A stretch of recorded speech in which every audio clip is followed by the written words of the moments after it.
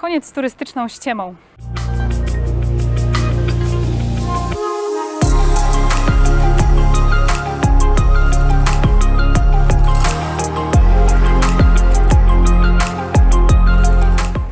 Jestem pewna, że większość vlogów, które oglądacie, to są vlogi pod tytułem najpiękniejsze miejsca, największe, najdroższe, najbardziej prestiżowe.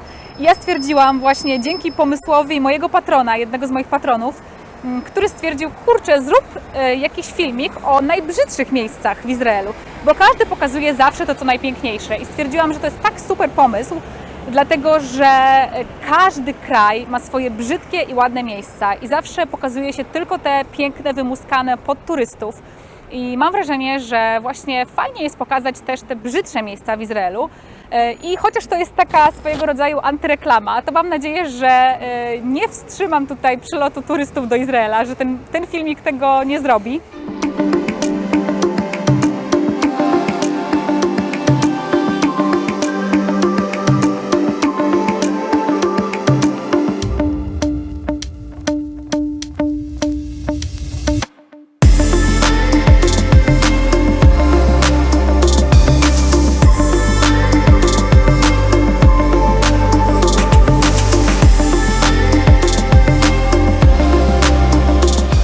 Jesteśmy znowu w Bnei Brak, bo jeżeli oglądacie mój kanał, to wiecie, że jeden odcinek z Bnei Brak już jest. Natomiast jak pomyślałam sobie, a raczej podsunął mi mój patron pomysł na ten film, czyli o najbrzydszych miejscach Izraela, to stwierdziłam, że na tej liście nie może niestety zabraknąć Bnei Brak. To jest swojego rodzaju enklawa religijna. 3/4 mieszkańców tego miasta to Hasydzi i Żydzi ultraortodoksyjni. Natomiast, żeby się znowu nie powtarzać, po prostu odsyłam Was do całego odcinka na temat tego miasta.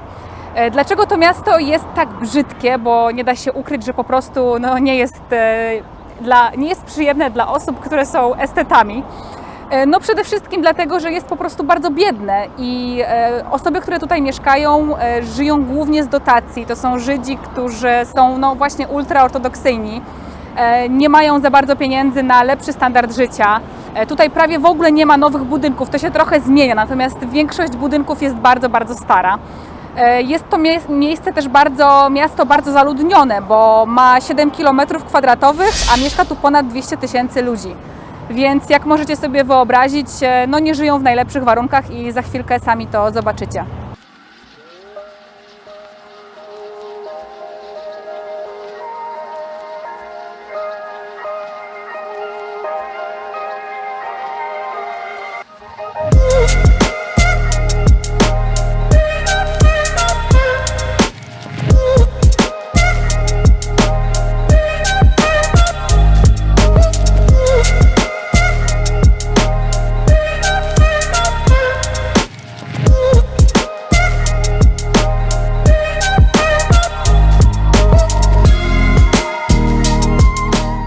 A propos biedy, to w Bnei Brak jest w ogóle jednym z najbardziej zaludnionych i najbiedniejszych miast Izraela i tutaj dochód na mieszkańca jest najniższy w całym Izraelu. Jest też ogromna wielodzietność. Populacja Bnei Brak wzrasta co roku o 2%. Jeżeli chodzi w ogóle o świeckie osoby, które tutaj w Bnei Brak mieszkają, to one mieszkają głównie w tej północnej części Bnei Brak. I myślę, że osoby świeckie, które decydują się tutaj mieszkać, decydują się tylko i wyłącznie dlatego, że jest po prostu dużo taniej niż w pozostałych miastach Izraela, bo szczerze mówiąc osobie świeckiej jest tutaj bardzo trudno, dlatego że Bnei Brak przez to, że jest w większości zamieszkiwany przez osoby mega religijne, po prostu Żydów ultraortodoksyjnych, to na przykład w szabat jest zamknięte miasto dla ruchu kołowego. Wszystkie sklepy podlegają nadzorowi rabinicznemu. Można kupić tutaj w zasadzie tylko koszerne jedzenie.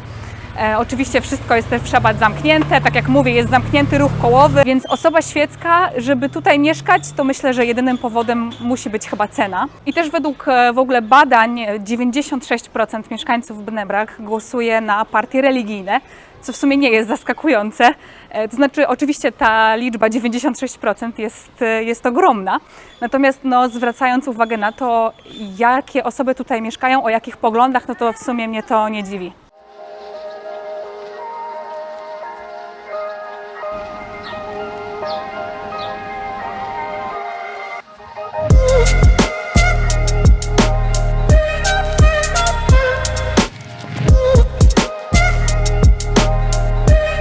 Kolejnym takim problemem chyba dla osób świeckich, które zdecydowały się mieszkać w Bnei Brak, jest segregacja płciowa, bo tutaj w Bnei Brak jest jedyny w Izraelu dom towarowy tylko dla kobiet. W autobusie też zazwyczaj rozdziela się kobiety i mężczyzn na dwie strony autobusu, chociaż nie zawsze, dlatego że ostatnio przez Bnei Brak przejeżdża właśnie dużo osób świeckich, bo jadą na przykład do pracy, więc to się trochę jakby rozmywa, ta segregacja płciowa. Co jest ciekawe, to Bnei Brak, osada Bnei Brak została założona w 1924 roku przez polskich Hasydów, a dokładnie przez 8 polsko-żydowskich rodzin. I jeszcze jedna bardzo ciekawa rzecz, która mnie zszokowała, bo pomimo, że Bnei Brak jest jednym z najbiedniejszych miast i jednym z najbardziej religijnych miast w Izraelu, to ma też najwyższą średnią długość życia. U kobiety to jest ponad 81 lat, a u mężczyzny ponad 77. Więc okazuje się, że brak pieniędzy i życie, można by powiedzieć, pewnie przez niektóre osoby określić to jako życie w nędzy, nie wpłynęło tutaj w Bnei Brak na jakość życia. Osoby religijne mogłyby też powiedzieć, że może to religia wydłuża to życie, natomiast no, tutaj pewnie opinie będą podzielone.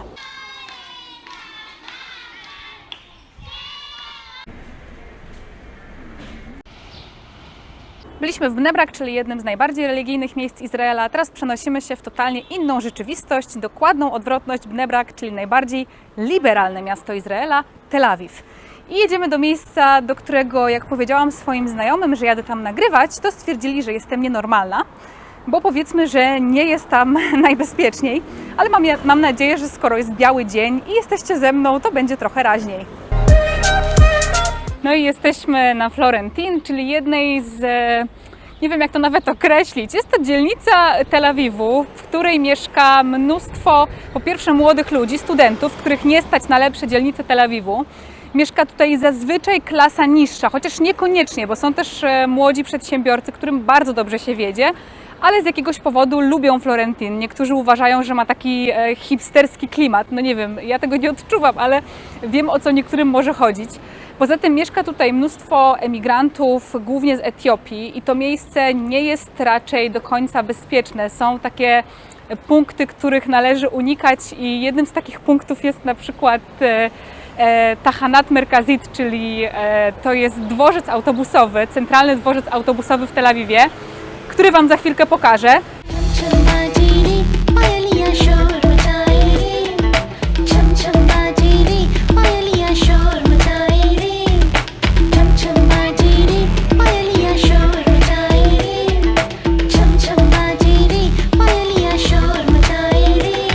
Florentin swoją nazwę zawdzięcza miastu Florencji, dlatego że to właśnie tam swojego czasu wielu Żydów wygnanych z Hiszpanii znalazło swój dom. Przepraszam, nie mogę się skupić. No i po 1990 postanowiono, że będą tutaj budować dużo nowych budynków, nowych bloków, żeby zachęcić właśnie młodych ludzi do zamieszkania na Florentin, bo nikt po prostu nie chciał tutaj mieszkać, oprócz imigrantów, których swoją drogą jest tutaj pełno po prostu nielegalnie. No i udało się zachęcić młode osoby do zamieszkania właśnie tutaj, standardem głównie i cenami, dlatego że ceny na Florentin są dużo niższe niż w dobrych dzielnicach Tel Awiwu, a standard mieszkań jest dużo wyższy. Są nowe bloki, są nowe mieszkania i można nawet o kilka tysięcy mniej wynająć takie mieszkanie tutaj, a być na przykład 10 minut spacerem od Rothschild, który jest uważany za jedną z najbardziej prestiżowych ulic w Tel Awiwie. No i tutaj kwestia tego, czy jesteśmy w stanie zrezygnować z tego, co mamy na zewnątrz, na rzecz tego, co jest wewnątrz mieszkania, bo ja szczerze mówiąc nawet za darmo nie chciałabym mieszkać na Florentin.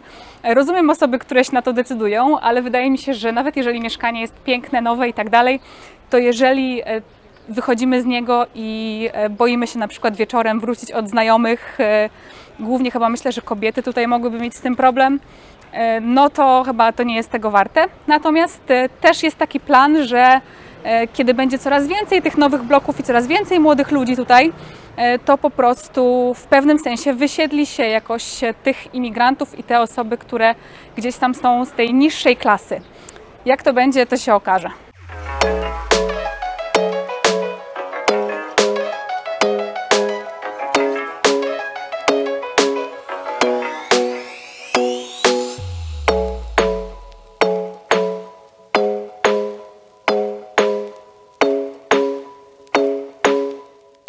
Po roku 2000 2000 izraelski rząd zaczął wysyłać Afrykańczyków, którzy szukali azylu, prosto z granicy z Egiptem, wysyłać ich właśnie tutaj w okolice Lewiński Park, z czego nie ucieszyli się Żydzi Mizrahi i Żydzi rosyjscy. Do dzisiaj w zasadzie Afrykańczycy i Azjaci, którzy pracują na Central Bus Station, czyli na właśnie centralnym dworcu autobusowym, tworzą sobie tam taką swoją społeczność, bo czują się w pewnym sensie odrzuceni przez resztę społeczeństwa. Często przez to, że nie mają edukacji, nie mogą sobie znaleźć odpowiedniej pracy, ich status finansowy jest dużo gorszy, no i oczywiście oprócz tego, że sytuacja materialna, to też sytuacja nieuregulowana gdzieś tam prawnie, jeśli chodzi o obywatelstwo, bo wielu z tych imigrantów jest tutaj nielegalnie, więc ten centralny dworzec autobusowy jest takim właściwie domem dla wielu imigrantów, którzy tam mają swoje sklepy, mają swoje spotkania, czują się tam jak u siebie. Natomiast osoby, które nie należą do tej społeczności, boją się trochę na ten dworzec wchodzić i każdy Izraelczyk, którego znam, przechodzi przez ten dworzec bardzo szybko, żeby jak najszybciej z niego wyjść. No więc zrobiła się ta sytuacja trochę taka patowa, dlatego że oni czują się odrzuceni, reszta społeczeństwa czuje, że oni mogą być niebezpieczni dla nich, więc w sumie nie wiadomo, jak to rozwiązać.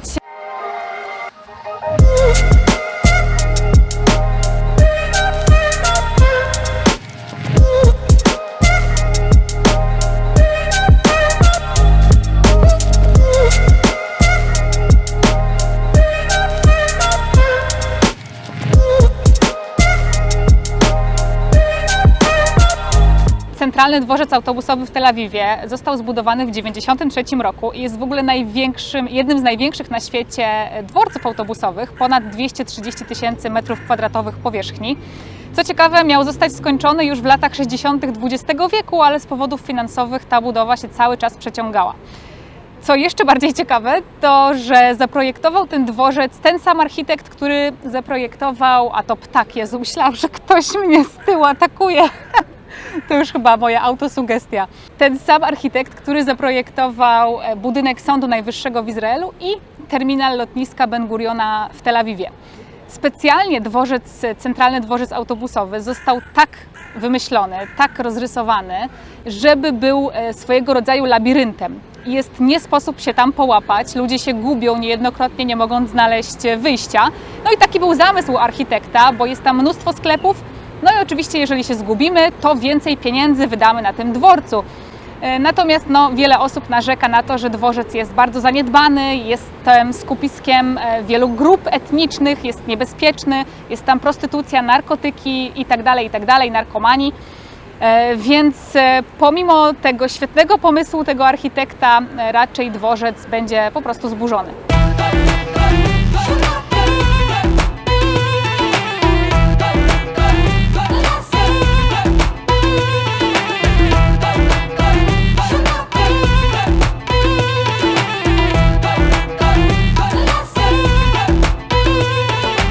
Dziękuję Wam, kochani, za dzisiaj. Mam nadzieję, że filmik Wam się podobał. Jeżeli też chcecie podsyłać mi pomysły na odcinki, chcecie, żebym je później realizowała, to dołączcie do grona moich patronów. Link do mojego Patronite'a jest zawsze w opisie każdego filmu. Zapraszam Was na kolejne odcinki. Widzimy się na Facebooku, na Instagramie i widzimy się w kolejnym odcinku. Buźka, hej!